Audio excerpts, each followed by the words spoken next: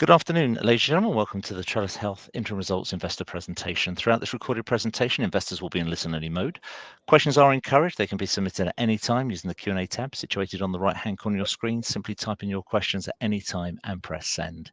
The company may not be in a position to answer every question it receives during the meeting itself. However, the company can review all questions submitted today, and we'll publish those responses on the Investor Meet Company platform. Before we begin, we'd like to submit the following poll, and I'm sure the company would be most grateful for your participation. I'd now like to hand over to co-founder and CEO, Dr. Marla Dubinsky. Good afternoon. Wonderful. Good afternoon, and thank you everybody for attending this meeting. And I'm delighted to be presenting our interim results for the period ended June 30th, 2023. And accompanying me today is our new CFO, Joy Bessinger, who I'm delighted to be part of the exec team. And we're here today to update you on where we are.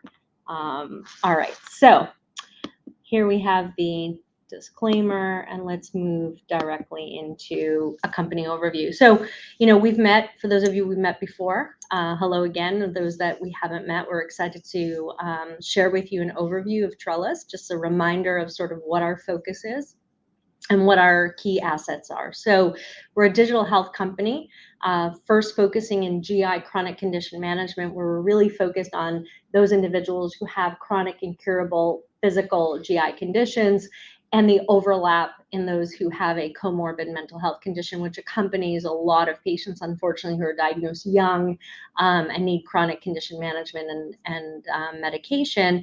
And there's a high mental health burden that comes along with that. And we're really focused on that connectivity because we know when individuals who have both a chronic physical and a chronic mental health condition, the costs compared to patients without a comorbid mental health condition are significantly higher. And really our deliverable is to go in, improve patient outcomes, and lower the cost of care for whoever is paying for that health care. The key real assets we have, which distinguish ourselves from other individuals who are just delivering, for example, an app for someone with anxiety or depression, we really have sort of a dual-pronged authority. In the first area is we have a scientifically validated assessment, a way of going in and letting our B2B clients know who exactly are the individuals that are costing them the most money in terms of their healthcare utilization, but give them a reason why. So we can go in, we can say, these are the individuals that have cost you based on claims data, because we know that there's been a medical claim, but we can go in and explain to you using our validated assessment why. What are the health behaviors? What are the resiliency behaviors that an individual is exhibiting that led to that healthcare utilization? In addition, we can actually take those individuals at the population of that health plan, for example, and say, not only are we going to focus on those individuals who cost you a lot of money last year, but give us the entire population, because we're going to actually tell you who's going to cost you a lot of money next year. So that is really an important asset that many of our potential clients are really wanting to hear more about, because they don't have that capability, right? Because they just know what the spend was.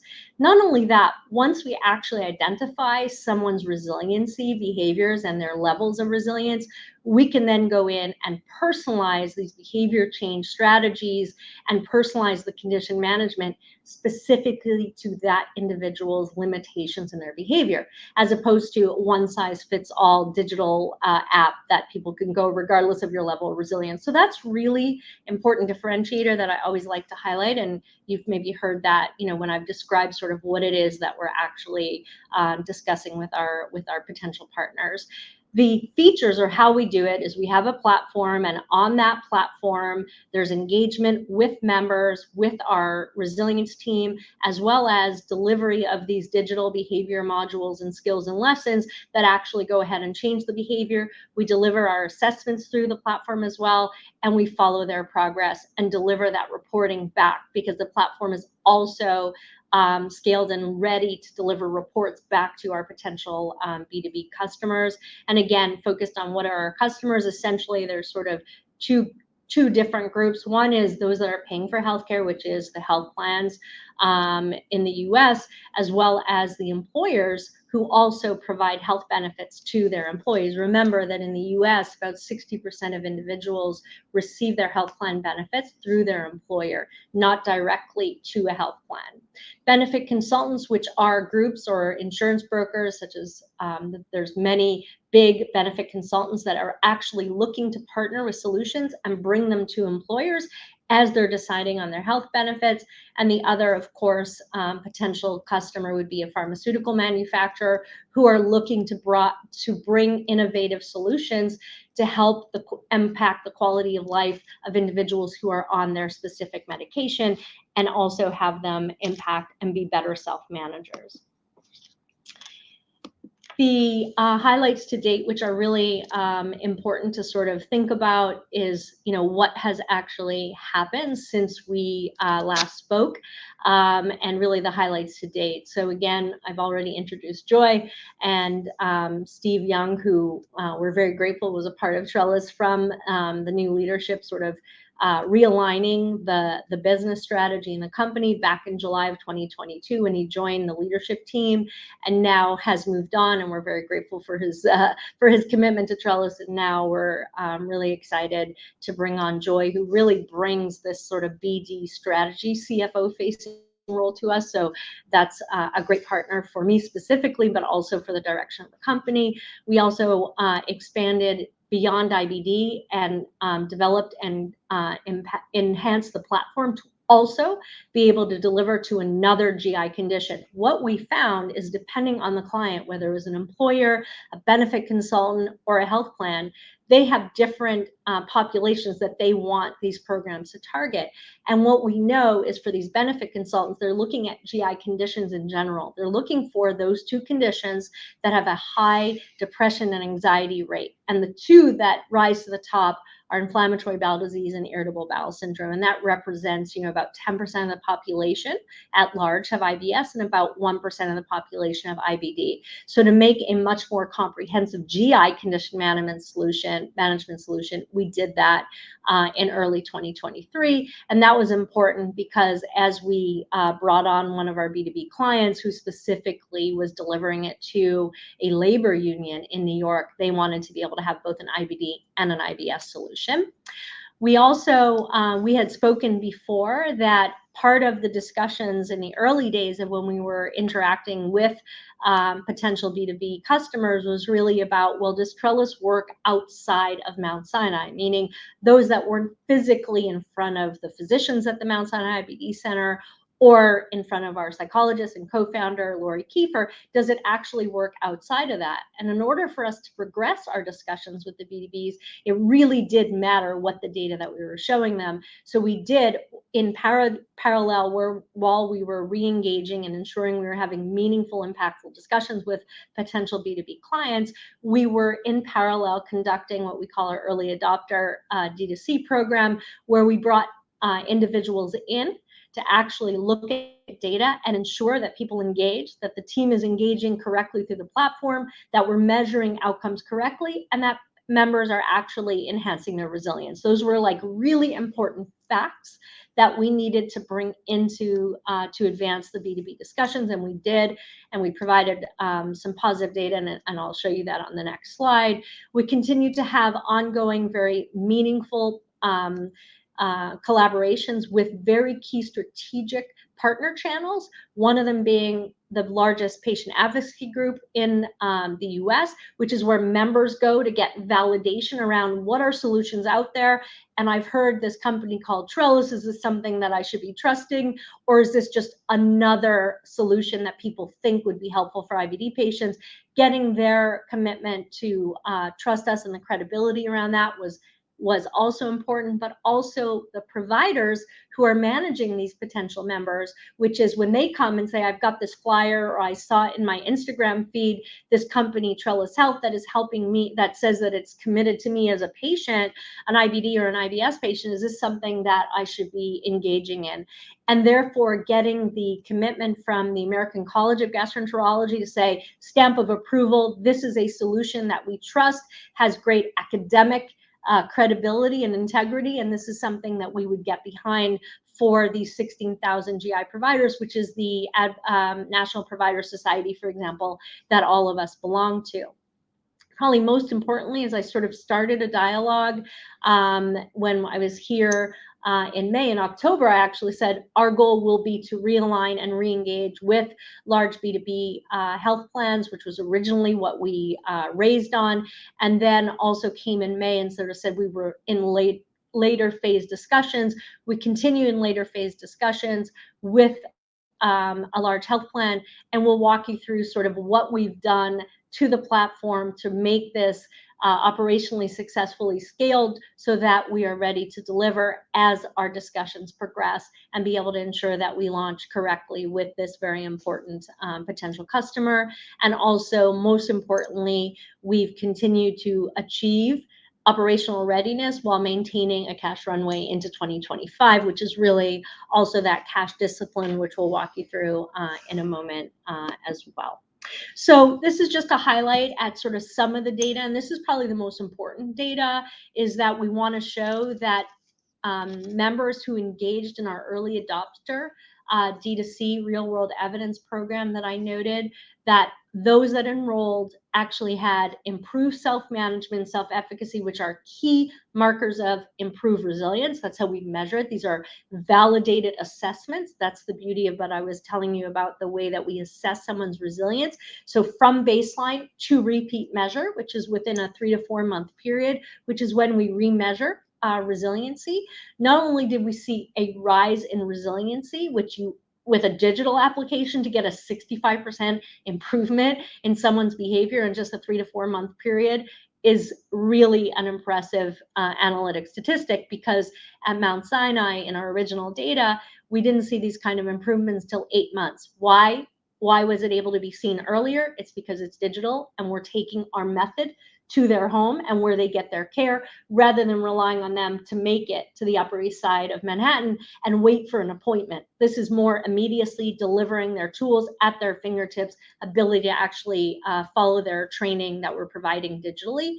And probably an important and I think very impressive data point in my opinion, because measuring anxiety and depression and showing nearly a 3/4 drop in measures of depression and anxiety in a 3 to 4 month period is also, it was a critical data point, because we know once someone is depressed and anxious, that's really where the costs accrue. And what's important about our proactive approach to this population is that we don't wait for people to get depressed and anxious. We measure risk behaviors that will increase the risk of them getting depressed and anxious and come in and avert that. And this was proof that we can actually do that by increasing someone's resilience. So this was in keeping with what we showed at Mount Sinai. It was important to show that it actually worked outside of the Mount Sinai clinic.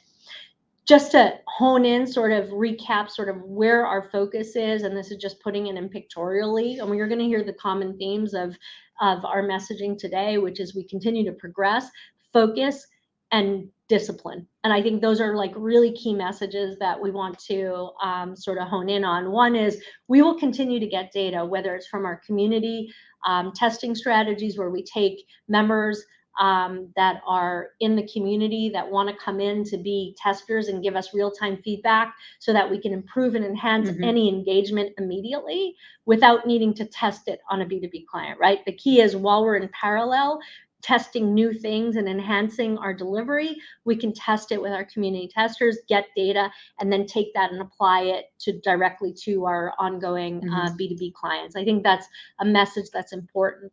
The other is obviously to advance our discussions, which they have, and continue to progress with a larger scale pilot with health plans. Expand access to pharma, which is where patients or potential members are also, because they're receiving a therapy through a specific pharmaceutical industry, and they're looking to bring resources to those members that are outside of just a copay assistance card, as an example, and optimize the strategic partnerships, both on the advocacy side as well as on the provider side. In terms of our current pilot programs, just to recap, because in October, we had, way back a year ago, we had talked about them coming on board. And then since we last met, and in the time frame between January and June, we've actually, continued to enroll and have progress in enrollment in 3 key sort of flagship types of programs. One is a managed care health plan, which is like public or state or federal insurance in the US. This is not a private insurer. This is more federal or state. And unfortunately, a lot of these individuals don't have access to sort of the gold standard of even medical and or, for sure, behavioral, sort of a holistic approach to their chronic conditions. So this is a really important program for us, because almost all plans have Medicaid, for example, managed care, and being able to show that we can save money in these patients who often rely on the ED as primary care, because not all of them have access to, sort of, as I noted, gold standard care. We're going to see cost reduction. That's an important milestone for us to make. Similarly, the health system employer agreement is a way to partner with VPs of HR, for example, and show that we can actually deliver part of their mental health or behavioral health benefits to their employees, such as myself, would have access, if I had inflammatory bowel disease, to this additional behavioral health benefit, in addition to the usual health plan benefits that I get through my benefit plan. And then the health system itself, which was Mount Sinai itself as a health system, partnering with TRELLUS and saying, for anyone as part of a labor union, so there's a labor union called 32BJ, which is a large labor union in New York, to be able to actually say, if you and when you receive care at Mount Sinai, GI care for either IBS or IBD, Mount Sinai will actually cover the cost of TRELLUS for those 32BJ members who are actually receiving their care at Mount Sinai. So again, 3 key sort of pilot agile programs to show that our model works in different ways. Same model, but depending on the outcome or the KPI that is requested as part of the agreement, we're able to deliver on whatever the outcome of measure is. Whether it's savings, whether it's work productivity, whether it's positivity, we are able to provide that to the clients. This is like a really, I think, signature slide for us, because I think it really highlights where we last left off, which is one, the end of the presentation in May talked about what are the things we need to do to be ready for a large health plan. And now I'm showing that we've successfully completed and put that into play. And there's a reason for it, because these are all elements of the operation that we needed to do to be more of an enterprise solution for a large health plan. So this sort of gives you some insight into how we've updated the operation to be, as we progress with discussions. And as these discussions progress, we very much look forward to updating you in the coming weeks or months around the progress and outcomes of these discussions. But this gives you an element of what goes into becoming ready. Probably most important point, which Joy will, I think, put an exclamation mark around, is the idea, despite us creating an infrastructure and operational scale to deliver to a large health plan, it did not impact the spend rate. And I think that was really a discipline move that was important. And, if you followed us from when leadership changed last July, there was significant improvement in our spend, and just showing you that we've continued the discipline despite enhancing the deliverable and becoming much more of an enterprise type solution without increasing the spend. So that was like a really important message. I've sort of honed in on 2 messages so far that you're going to continue to hear. This slide, I actually showed that this was a breakdown of illustration of what our pricing model is and how it actually happens. And the idea that we would partner with a health plan, we would understand their analytics, knowing that there's an annual spend of X. Here I use an example of $25,000 per year. We then go to the next layer of negotiation, which is what's the savings that they would like, and we agree to doing. This is an example. This is not typical of any specific agreement, but I'm giving you an example of what it typically looks like in any initial phase with these large health plans.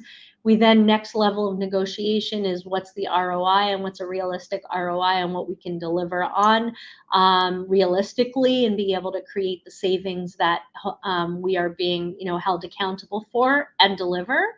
And then in typically expansion phases of any type of in agreements with health plans, then you really get into, and the far right is the upside, right? That far right slide is saying, once we prove in our initial agreements with large health plans that we could save and deliver and increase resilience and deliver on our KPIs, and that's based on a 1,250 2-to-1 ROI, where they pay us $1,250 a year to save $2,500. That's that 2-to-1 ROI. So realistically, at the end of the day, if we save more than that, the goal would be really where the significant upside, as noted to the far right in the blue box, is that then you actually share in those savings. Because if we're saving more than the original negotiated agreement is, then it's a win-win for both the B2B client as well as TRELLUS. And that's really, this was to map out sort of the path, right? This is to show in our initial phases,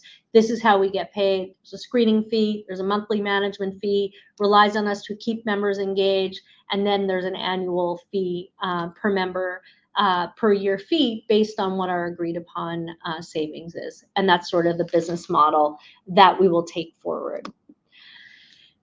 Joy. Thank you, Marla. So net cash of 15.9 million at the end of June, compared to 19 million at the end of December last year. Our loss was 3.2 million versus 4.6 million for the same period last year, and then 8.1 million for all of 2022. So as Marla had said, we have been able to really continue to focus our burn with intent, building on what Steve and Marla had managed to achieve last year after they took over. And then we're still able to really scale up this business and be ready as soon as a large partner is signed to go forward. And we were able to do that without cutting into our burn. So our strategic focus remains on our large B2B partners. We are continuing to develop and scale with the resources we have in hand. And we have a large health plan that's very far along the path. We also have earlier stage talks at various levels with all of our target groups. All right, so again, key messaging, as noted, the bottom line says it all. We have the operational foundation, strategic framework in place to deliver, and sort of these are sort of the goals as we set out in terms of traction. Our goal is, as we head towards later stages, we showed you what we've done to elevate the platform to be scaled and ready to deliver.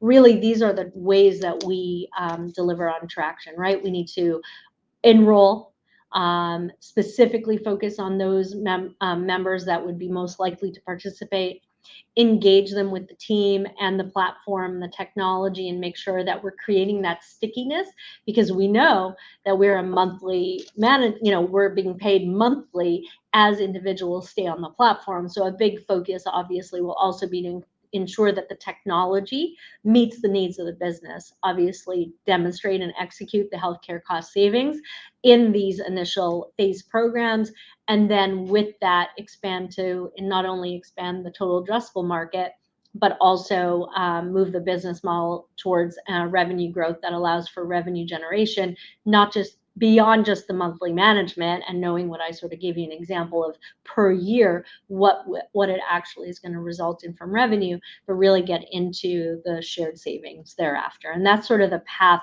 that we've laid out in front of you today. So in sort of summary of as we progress, it really is and has been the focus to really build that foundation and framework to meet partners' goals while managing costs efficiently. Basically, almost every bullet sort of says it in the same way, but just really emphasizing we've de-risked our operation without impacting operational readiness. If anything, we've been more ready than really we were before. So I think that really puts some emphasis on the way that we've managed our operation. as well as being prepared to scale, as noted, as we really get into a new stage of development while extending our cash runway, which is really important. And actually, apologies, I'm a little jet lagged, but our cash runway takes us into 2025.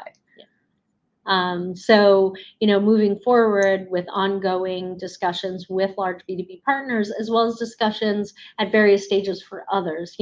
What we understand is we know what the denominator is. We understand where potential members are. A regional health plan, an employer, they're with a pharmaceutical company. We could go after many different angles, and the ability is we have the agility and the operational readiness to do that. So I think, we understand that data begets business, begets data, begets business. It's just once you start really getting that traction, which is what we're going to be doing, that's where we continue to grow and continue to have our path to revenue. And I think that's really sort of unimportant. And we also noted that we have our early adopters, that we got the data, and we're going to continue to keep these engaged members who are already, we're paying for the program, for example, as a DTC member, they're already invested. So what we've done is we said, thank you, your data's great. Very important data that we're able to take in parallel to our B2B discussions, get us where we are today, but also be able to continue to keep them engaged so they can really be part of our community testing strategy. And I don't know if you have anything else to add. Nope. All right. That's great, Marla, Joy. Thank you very much indeed for updating investors this afternoon. I will bring your camera back up as promised. Ladies and gentlemen, please do continue to submit your questions using the Q&A tab just situated on the right-hand corner of your screen, just by Marla and Joy. Take a few moments to review your questions submitted already. I'd just like to remind you the recording of this presentation, along with a copy of the slides and the published Q&A, can be accessed via your Investor Meet Company dashboard. Marla, Joy, you've received a number of questions from investors. Thank you to everybody for your engagement this afternoon on a rainy Monday.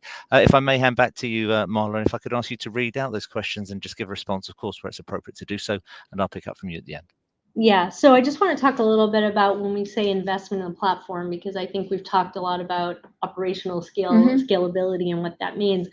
When we say investment, we really mean that it's intentional, and that what we've done right now is, without, again, spending more than we need to, we've actually been able to actually specifically spend and build the platform based on what our client needs. It isn't just building an app anymore or building a web-based browser. That's really not what we're doing.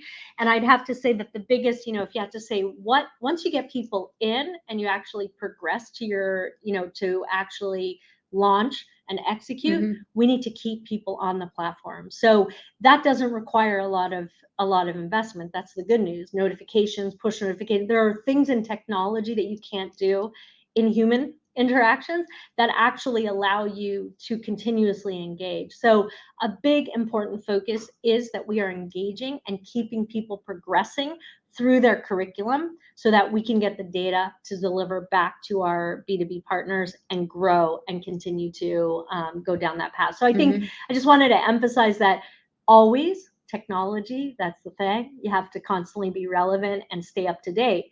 But because we have a really great CTO and we've got a great team that are actually very astute to what the technology needs are in this particular space. It's different, right? When you're doing condition management, it's different than a general Calm app, as an example. So it is important for us to have that knowledge, which allows us to be more strategic in our investment. I don't know if you have any other thoughts around it. No, I think it's just we are making our investment with intention. And on the technology platform, we have actually been able to scale up and have a solid platform based on the feedback we've gotten from potential partners.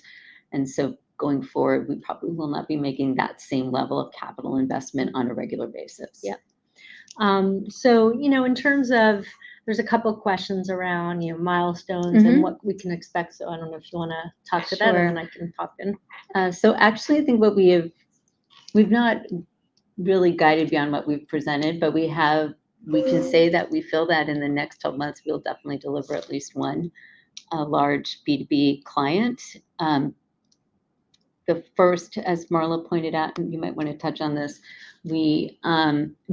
our initial programs with each of these clients are going to be, thousands of patients, not tens of patients, but they will still be pilots with a built-in, if we meet certain expectations, there's an opportunity to move into the cost savings share, which will actually be the point when revenues will ramp up. Yeah, so I think that addresses, because obviously there's a lot of questions around it, totally appropriate and understood. And I think, a big distinction, because the word pilot, Joy and I talk about this a lot, the word pilot has certain implications in my clinical trial world. It's like 30 patients, which isn't obviously where we want to be as TRELLUS. So I think understanding that where I showed you numbers in tens or hundreds, we're talking, towards the thousands. So I think that is an important distinction for us to note, that that's the potential addressable market, which makes it quite distinct from even the current B2Bs that we have. But in the current B2Bs, the other thing that's important is we're already discussing ways to expand that, right? And ways to improve even getting more people on the platform. So I think what we've understood is that it's important to make progress, show data, so that people are interested in actually even thinking about what other phases can exist. And I think the same way with these kind of national health plans. I don't know if you have anything else to add. Not right now. Okay. So in terms of the successive engagement, because I think that's an important, actually, maybe now you've come in, you were a consultant, you've seen the way that partners engage, and maybe what's different about TRELLUS and how we present ourselves, and maybe what we bring that is different to strategic partners, such as our science or our, what we bring to the table as a company. Yeah. Well, I think partly Marla and her co-founder Lori have such a high profile in the community that when we are meeting with pharma, with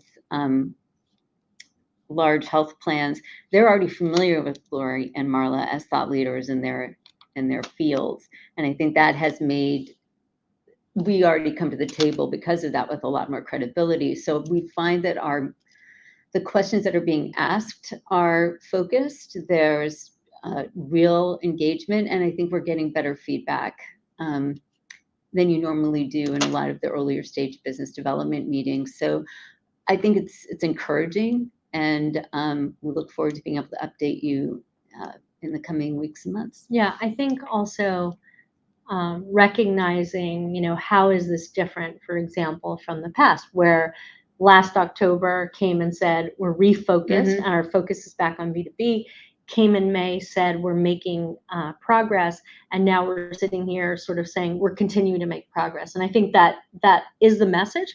But I think what is very important is what we've done to become ready for. So we very much are confident. I'd say we are confident that we will have an update to share, and we look forward to sharing the outcomes of these discussions in the next upcoming weeks to months. And I think that's where we are right now.